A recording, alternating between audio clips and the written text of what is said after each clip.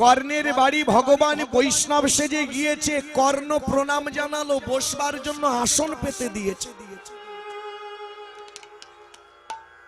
ভগবান বলছে, কর্ণ, বাড়িতে আত্মীয় আসলে সেবা দিতে হয়, আর সেবা দেওয়ার আগে বসতে দিতে হয়। তুমি বসতে দিয়েছো, আমি খুব খুশি হয়েছি। হাত জোড় করে কর্ণ বলছে, বলুন বৈষ্ণব, আপনাকে আজ আমি দুপুর বেলা কি দিয়ে সেবা দেব? কি সেবা নিতে চান আমার গৃহে? কর্ণ বলছে, বহু জন্মের স্বীকৃতির ফলে তবে গৃহে বৈষ্ণব আসিয়া মিল, তো সহজ নয়। আরে কলিযুগে কিছু কিছু মানুষ আছে পাড়ায় গ্রামে গঞ্জে, দেখবেন বৈষ্ণবকে দেখলে ঠাট্টা করে। গলায় মালা নিয়ে যদি কেউ কৃষ্ণ বলে পাড়া থেকে যায়, কিছু কিছু মানুষ আছে তাকে দেখে আবার বিদ্রুপ করে, হরি বল। উপরে বসে ভগবান মাথা নাড়া দিয়ে বলে, এ বেটা যেভাবেই হোক একবার তো বলেছে হরি বল, তাতেও কাজ আছে। বৈষ্ণব সেজে গিয়ে বলছে, কর্ণ, আজকের আমি কি সেবা নেব জানো তোমার ঘরে? বলুন। আজকের আমি সেবা নেব অন্য কিছু নয়, আজকের আমি মাংস সেবা নিতে চাই। কর্ণ চমকে উঠলো, বৈষ্ণব হয়ে মাংস? হ্যাঁ, বেশ। কর্ণ বলছে, আপনি যদি মাংস সেবা নিতে চান, কত পক্ষী আছে, হরিণের মাংস আছে, এগুলো দিয়ে আপনাকে সেবা দেব। চলে যাচ্ছে, পিছন থেকে ডাকছে বৈষ্ণব, দাঁড়াও কর্ণ, আমি কোনো হরিণের মাংস সেবা নেব না, কোনো পাখির মাংস সেবা নেব না। তাহলে কিসের মাংস? আমি মানুষের মাংস সেবা নিতে চাই। কিসের মাংস সেবা নেবে মা? মানুষের মাংস। আবার কে, কোন মানুষ? কর্ণ, এরপরে যে কথা বলবো তুমি ভয় পাবে না? বলুন। ক্রোধান্বিত হবে না? বলুন। দুঃখ পাবে না? না। কষ্ট পাবে না? না। শুধু বলুন। একমাত্র তোমার নয়নের মণি, একমাত্র তোমার পুত্র, যার নাম বিষকেতু, তাকে তুমি কেটে টুকরো টুকরো করে রন্ধন করে আমাকে সেবা দেবে, বলো পারবে কিনা?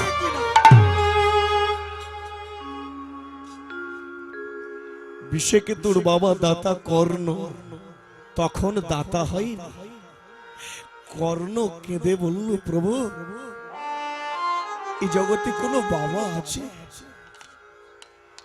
ছেলেকে টুকরো টুকরো করে আগুনে রান্না করে মানুষকে, ভক্তকে, বৈষ্ণবকে সেবা দেবে? কিন্তু তুমি কথা দিয়েছ কর্ণ। বেশ, হে বৈষ্ণব, কথা যখন দিয়েছি সেবা তো দিতেই হবে। কিন্তু আমি যে তার বাবা, আর সেই আমার ছেলে, আমার পুত্র, যে মায়ের গর্ভ থেকে এই ভবের মাঝে এসেছে, অন্তত তার মায়ের কাছে জানানো উচিত, তার মায়ের অনুমতিটুকু তো নেওয়া উচিত। কর্ণ গিয়েছে তার স্ত্রীর কাছে, পদ্মা, পদ্মা, আজ দুপুর বেলা আমাদের গৃহে এসেছে পরম বৈষ্ণব সেবা নিতে। বেশ, তো খুবই আনন্দের কথা, দাও সেবা। কিন্তু পদ্মা কি সেবা নেবে জানো? কিসের সেবা? মাংস খেতে চাও। পদ্মা বলল, খুব ভালো কথা, দিয়ে দাও। কত পশু পক্ষী আছে, হরিণ আছে। না না পদ্মা, কোন হরিণের নয়, কোন পশু পক্ষীর নয়, সে বৈষ্ণব মাংস খেতে চায়, মানুষের মাংস। সে কি? হ্যাঁ, কিন্তু পদ্মা, সে মানুষটাকে জানো? তুমি আমাকে কথা দাও পদ্মা, আমাকে দশারূপ করবে না। তুমি আমাকে কথা দাও পদ্মা, তুমি দুঃখ করবে না। তুমি আমাকে কথা দাও পদ্মা, তুমি কাঁদবে না, কষ্ট পাবে না। স্বামী, তুমি কাঁদছো কেন? কি কথা আমায় বলো। একমাত্র তোমার অঞ্চলের নিধি, নয়নের মণি, গর্ভজাত সন্তান, তোমার আমার ভালোবাসার পুত্র বিষকেতুকে সে খেতে চায় মাংস রূপে। স্বামী, এ কি বলছো তুমি? হ্যাঁ, বলো না পদ্মা, তুমি পারবে? তুমি তো তার মা, আমি তার বাবা। তুমি কি করেছো? কথা দিয়েছো? আমি তো কথা দিয়েছি। বেশ, এ জগতে হয়তো সবাই আমাকে পাষাণ মা বলবে, নিষ্ঠুর মা বলবে, কঠোর বলবে, বলুক, এতটুকু আমার দুঃখ নেই। কিন্তু স্বামী, যখন এই সন্তান এই পেটে আসেনি, তখন ভগবানের কাছে কত কেঁদে বলেছি, হে ভগবান, তুমি যদি আমাকে একটা সন্তান দাও, কথা দিলাম সেই সন্তানকে আমি ভক্ত সেবায় তুলে দেব, বৈষ্ণবের সেবায় তুলে দেব। আজ আমার সেই দিন বোধহয় এসেছে, কিন্তু এভাবে তুলে দিতে হবে আমি ভাবতেও পারিনি স্বামী। বেশ, তুমি বৈষ্ণবকে বসতে বলো। আমি, ছেলেটা তো মাঠে খেলতে গেছে, ওকে তো ডেকে আনতে হবে, তার কাছে অন্তত একটু বলার আছে। মা ছুটে গিয়ে মাঠের ধারে দাঁড়িয়েছে, দেখছে ছেলেদেরকে নিয়ে, বন্ধুদেরকে নিয়ে বিশ্বকেতু খেলা খেলছে। মা ডাক দিলেন, বিশ্বকেতু। পিছনে তাকিয়ে দেখলো মা এসেছে। বিশ্বকেতু বন্ধুদের বলল, দাঁড়া, এই বন্ধু, আমার মা এসেছে, একটু শুনে আসি। কেন মা, তুমি এসেছো? এই খোকা, তোকে কি করে কথাটা বলি বাবা? কেন মা, তুমি তো আগে কখনো কোনো সময় মাঠের ধারে আসনি, আর তুমি তো এভাবে কাঁদোনি, তুমি কাঁদছো কেন? কি হয়েছে? বুকে করে জড়িয়ে ধরে মা বলছে, খোকারে, তুই যখন আমার পেটে ছিলিস, আমি ভগবানকে কথা দিয়েছিলাম, তুই জন্ম নেওয়ার পর আমি তোকে ভক্ত সেবায় নিয়োজিত করব। সে তো খুব ভালো কথা, কিন্তু বাবা, এ সেবা সে সেবা নয়। জানিস বিশেকে তো, আজ দুপুর বেলা এই মধ্যাহ্ন কালে আমাদের ঘরে একজন পরম বৈষ্ণব এসেছে, সে মাংস খেতে চায়। বিশেকে তো হেসে বলল, তাহলে দিয়ে দাও, কত পাখি আছে, পশু আছে, হরিণ আছে। না না, একটা কথা বলবো বাবা, সে বৈষ্ণব যে মাংস খেতে চায়, সেই মাংস অন্য কারো নয়। সে বলেছে, তোকে যদি আমি আর তোর বাবা যদি তোকে করাত দিয়ে কেটে টুকরো টুকরো করে রন্ধন করে সেই বৈষ্ণবকে সেবা দিই, তবে সে সেবা দেবে। বললাম সে, কিন্তু আমি কি করবো? বললাম বাবা। অঝর নয়নে বিশেকে তো কেঁদে বলছে, মা, তুমি ভুলে যাচ্ছ, এ পৃথিবীতে জন্ম হয়েছে যার মৃত্যু অনিবার্যতা। কেউ বাঁচতে আসেনি, কেউ আগে যাবে আর কেউ পরে যাবে। না হয় তোমাদের আগে আমি যাব। তুমি দুঃখ করো না, চলো মা। কিন্তু মা, আমার খেলার বন্ধুদের সাথীদের কাছে একটু বলে আসি, আর তো দেখা হবে না। ছুটে গিয়ে খেলার সাথীদের বলল, বড়ি বন্ধু,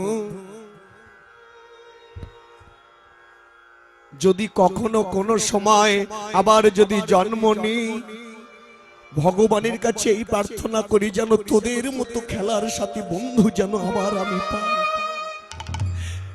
বিদায় বন্ধু, বিদায়। চোখের জলে বিদায় নিল।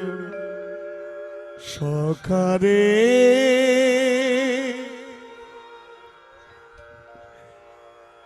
সখারে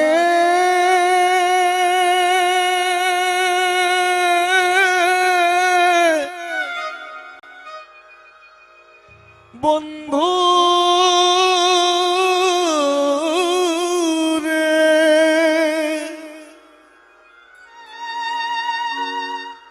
বিষকেতুকে নিয়ে চলে গেল। বিষকেতুর মা বৈষ্ণব বলছে, কর্ণ, অনেক সময় হয়ে গেল, কই সেবা দেওয়ার ব্যবস্থা করো।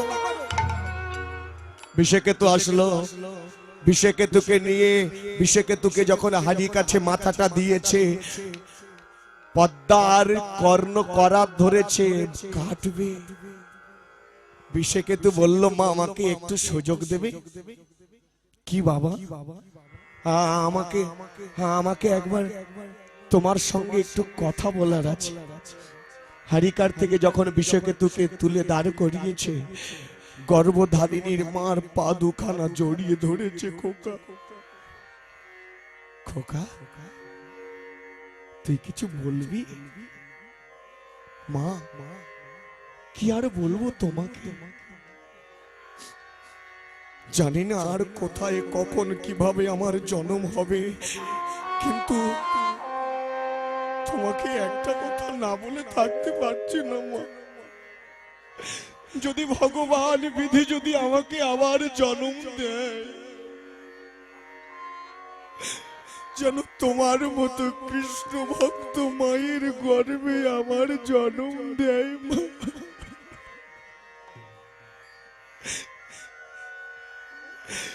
তোমার মতো মায়ের গর্ভে যেন আমায় জন্ম দেয়, এই প্রার্থনা করি গোবিন্দের কাছে। মা গো,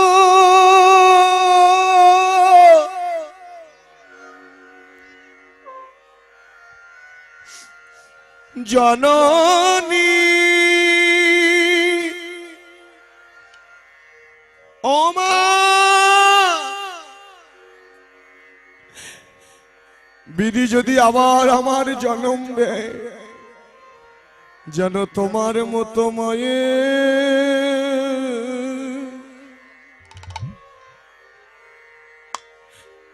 গরিবে আমার জন্ম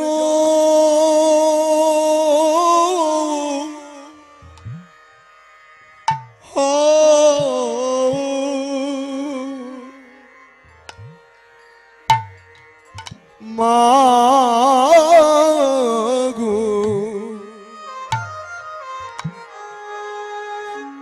তোমার মতো মায়ের গর্ভে যেন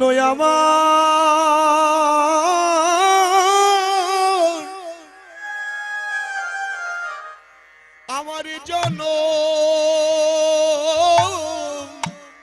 হয় গো। কর্ণ আর পদ্মা দুজনে মিলে করা ধরেছে, হারিকাতে মাথাটা দিয়ে বৈষ্ণব বলছে, কর্ণ দেরি করো না, বেলা বয়ে যায়। পদ্মার কর্ণ কাটতে যাবে এমন সময় বৈষ্ণব বলছে, শোনো কর্ণ, শোনো পদ্মা, নিজের ছেলে বলে ওই পুত্রে যখন কাটবে সে সময় চোখের জল পড়লে হবে না, কষ্ট পেলে হবে না, দুঃখ করলে হবে না, বদনে থাকবে হাস্যময়। মনে রেখো, তবে আমি কিন্তু সেবা নেব। বলুন তো, এমন কঠিন পরীক্ষায় ফেলে দিয়েছে। নিরুপায় হয়ে হাস্যময় বদনে যন্ত্রণা, দুঃখ, কষ্ট বুকে চেপে রেখে পদ্মার কর্ণ করাব দিয়ে বিষকেতুর শরীর থেকে মাথাটা আলাদা করে দিলে। যখনই ধর থেকে মাথাটা আলাদা করে দিয়েছে, ওই বিষকেতু কাটা মুন্ডুটা নিচে পড়ে মুখ থেকে শুধু কৃষ্ণ না, হরি না, কৃষ্ণ কৃষ্ণ কৃষ্ণ কৃষ্ণ কৃষ্ণ কৃষ্ণ হে।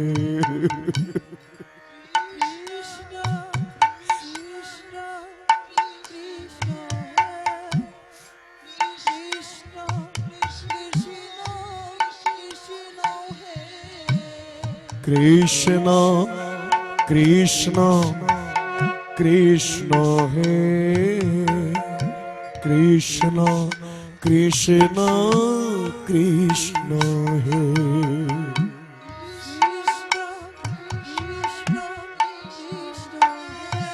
নিতাই গৌর হরি বল।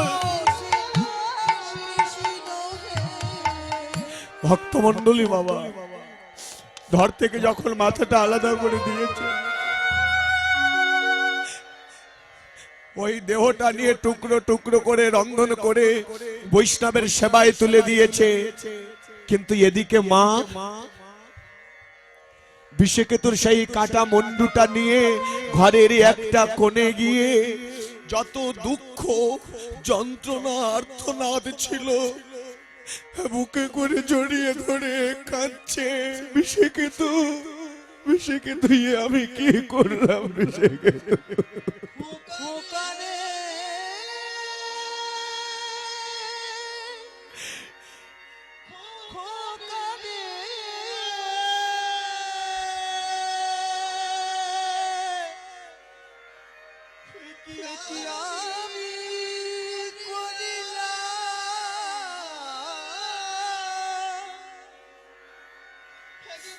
মাত্র নয়নে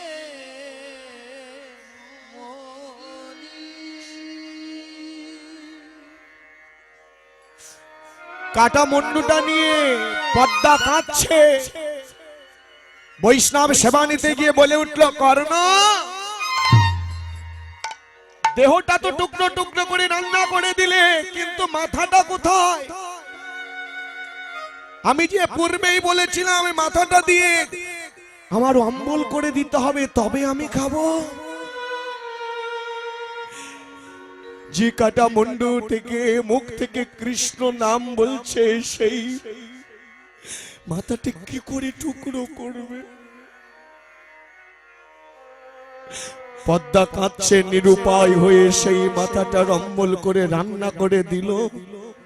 বৈষ্ণব সেবা নিতে যাবে, পদ্মা মা ঘরের এক কোণে কাঁদছে। বৈষ্ণব বলে উঠল, কর্ণ, একাদশীর পরের দিন দ্বাদশী আমি এসেছি সেবা নেব, কিন্তু আমি যে আমার সঙ্গে আর একজন ভক্ত না হলে আমি সেবা নেব না। আর একজনের দরকার আছে, আমি আর একজনের ভক্তকে সঙ্গে করে সাথে নিয়ে সেবা দিয়ে তারপর আমি সেবা নেব। আমার আর একটা ছেলে দরকার। পদ্মা চমকে উঠল, নিজের ছেলেকে আমি করাত দিয়ে টুকরো টুকরো করে দিলাম, ও বৈষ্ণব সেবা নেবে না, আর একটা ছেলে দরকার। তখন পদ্মা বলল, কি বলছেন আপনি? নানা পদ্মা, আর কোন ছেলেকে কাটতে হবে না, কোন ছেলেকে বলে দিতে হবে না, আর একটা ছেলে শুধু আসবে আমার সাথে, একই সঙ্গে সেবা নিতে হয়, তো তাই জন্য। পদ্মা ছুটে গেল মাঠে, বৈষ্ণবে যদি ফিরে যায় অমঙ্গল হবে। মাঠে গিয়ে খোকা বলে ডাক দিয়েছে, মনে করেছে অন্য মায়ের সন্তান। যখনই খোকা বলে ডাক দিয়েছে, হঠাৎ তাকিয়ে দেখলো বিষকেতু দাঁড়িয়ে আছে। খোকা, আমি কি দেখছি? আমার ছেলে বিষকেতু।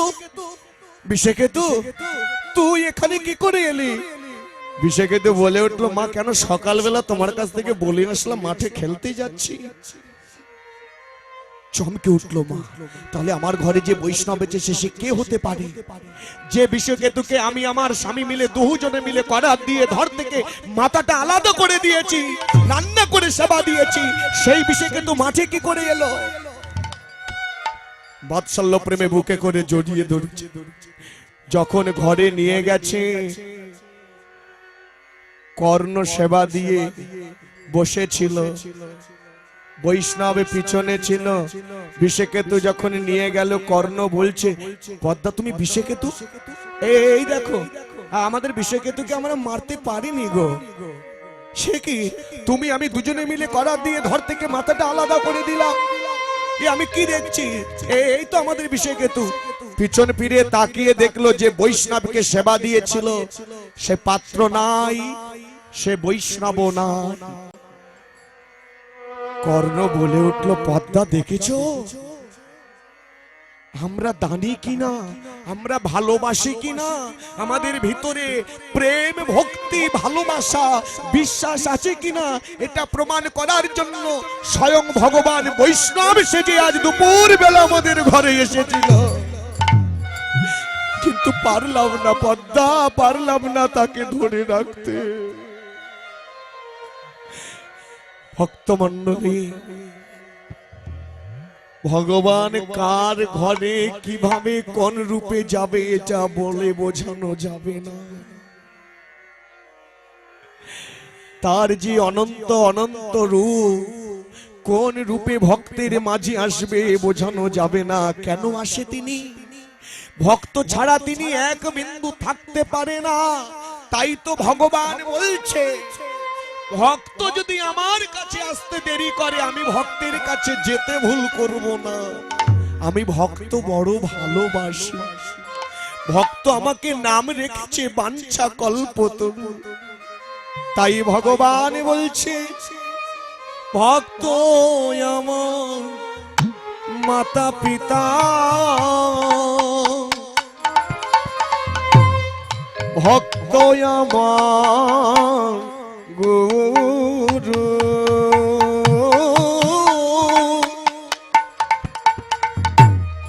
ভক্ত আমার মাতা পিতা,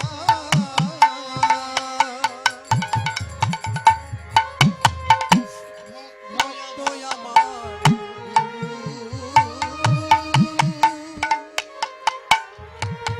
ভক্ত তে রেখেছে নাম বাঞ্ছা কল্পতরু।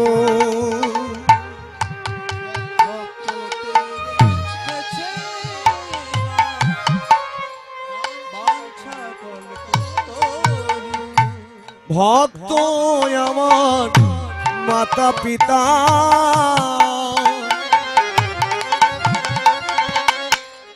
ভক্ত আমার গুরু। ভক্ত তেরে খেছে নাম বাঞ্ছা কল্পতরু। ভালোবাসি আমি ভক্ত বড়ই ভালোবাসি। আমি ভক্ত বড় ভালোবাসি। শুধু ভক্তমণ্ডলী আমার মায়েরা, আমার গৌর ভক্ত বাবারা, ভগবান যেমন ভক্তকে ভালোবাসে আমিও আপনাদের খুব ভালোবেসে ফেলেছি। তাই ভালোবেসে বলছি, আপনাদের পা দুটো জড়িয়ে ধরে মন্দিরের সিঁড়িতে যারা বসে আছেন আপনাদের পা দুটো জড়িয়ে ধরে বলছি, একটু নিচে বসুন, একটু নিচে বসুন, একটু নিচে এসে বসুন। ভগবান মন্দিরে ঢুকবে, যদি আটকে রেখে দেন তাহলে যাবেন কি করে ভগবান? যদি শুনতে পান আপনারা একটু নিচে এসে বসুন। হাজার ভক্ত মণ্ডলী নিচে, আপনারা কেন উঁচুতে বসে আছেন? এটা শোভনীয় না। হয়তো মনে করছেন এখানে বসতে আরাম লাগছে, ভালো লাগছে, হ্যাঁ পা দুখানা নিচে, আমি উপরে বসে আছি ভালো লাগছে। না না না, এটা ঠিক হবে না। একটু নিচে বসুন, নিচে এসে বসুন। যেসব ভক্ত মণ্ডলী মায়েরা মন্দিরের সিঁড়িতে বসে আছেন আপনাদের পা দুটো জড়িয়ে ধরে বলছি, আবারও আপনারা নিচে এসে বসুন। প্রেম সে বলো নিতাই গৌর হরি বল। আমি ভালোবাসি, আমি ভক্ত বড়ই ভালোবাসি।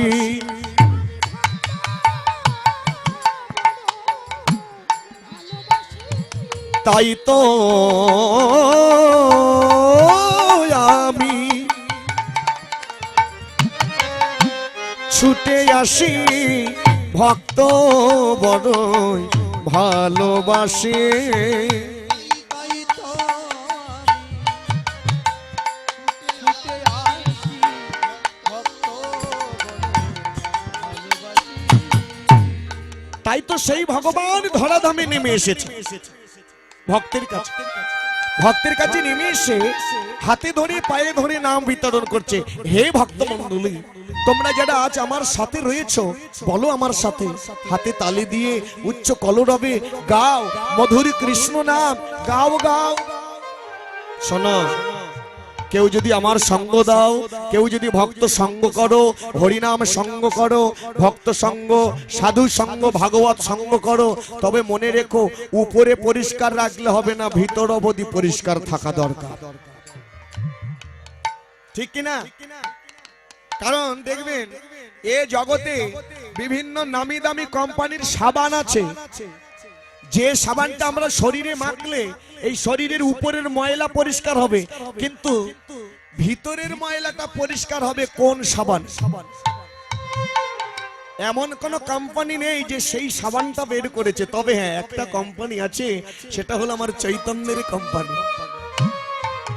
যে কোম্পানি, চৈতন্য কোম্পানি, ভগবান শ্রীকৃষ্ণ চৈতন্য মহাপ্রভু অযাচিত ভাবে উপযাজক হয়ে নাম দিল।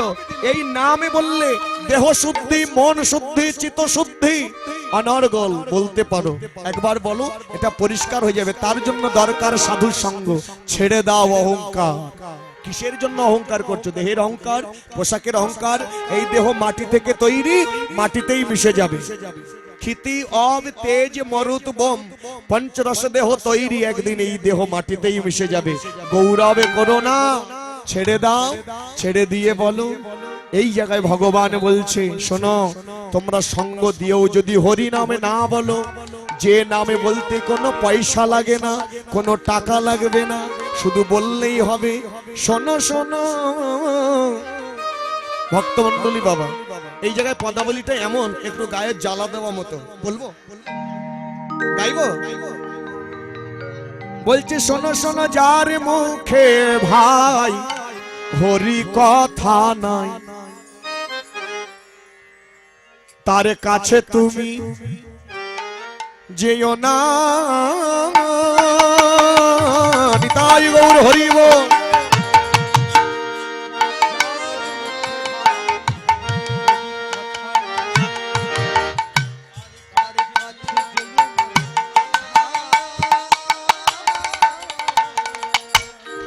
যারে মুখে ভাই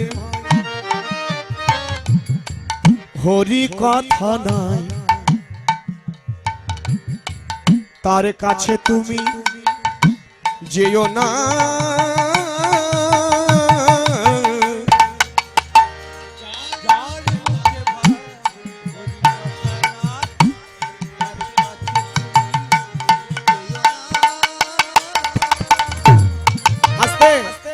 এখানে পদাবলিতে বলছে, যার মুখে ভাই হরি কথা, কৃষ্ণ কথা নাই, তার কাছে তুমি যেও না ভাই।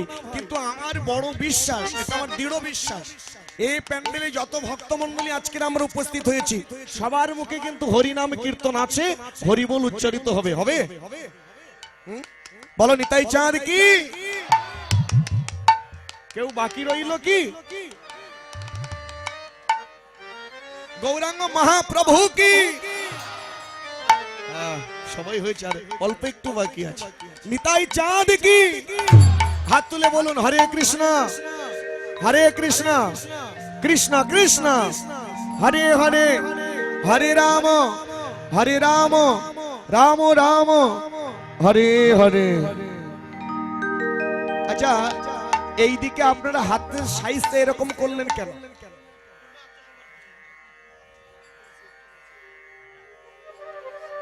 এখানে কোন ভারী পাথরটা তো দেওয়া আছে, উঠছে না, তুলে দিতে হবে। বলো রাধা রানী কি? যার মুখে ভাই হরি কথা নাই, তার কাছে তুমি না না না যেও না।